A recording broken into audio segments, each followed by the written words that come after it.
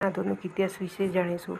ભારતના આધુનિક ઇતિહાસની શરૂઆત સામાન્ય રીતે 1757ની પ્લાસીની લડાઈ પછી માનવામાં આવે છે. આ યુદ્ધમાં બ્રિટિશ ઈસ્ટ ઇન્ડિયા કંપનીએ પોતાની સત્તા મજબૂત બનાવી અને ધીમે ધીમે સમગ્ર ભારત પર કબજો જમાવ્યો. ત્યારબાદ 1857ના પ્રથમ સ્વાતંત્ર્ય સંગ્રામ થયો, જેને ભારતના સ્વાતંત્ર્ય આંદોલનની શરૂઆત માનવામાં આવે છે. મંગલ પાંડે, રાણી લક્ષ્મીબાઈ, તાત્યા ટોપે અને બહાદુર શાહ જફર જેવા મહાન યોદ્ધાઓએ અંગ્રેજો સામે બહાદુરીથી લડત આપી. 1885માં ભારતીય રાષ્ટ્રીય કોંગ્રેસની સ્થાપના થઈ.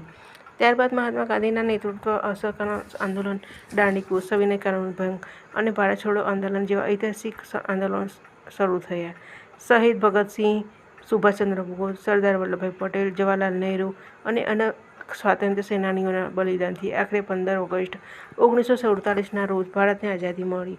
ભારતનો આધુનિક ઇતિહાસ માત્ર ભૂતકાળની વાત નથી, પરંતુ દેશપ્રેમ, એકતા અને બલિદાનની પ્રેરણાદાયક કથા છે. જો તમને આ માહિતી ઉપયોગી લાગી હોય તો આ વિડીયોને લાઇક કરો, શેર કરો અને આવી જીકે તથા હિસ્ટ્રી વિડીયો માટે અમારી ચેનલને સબસ્ક્રાઈબ કરવાનું ભૂલશો નહીં. ધન્યવાદ.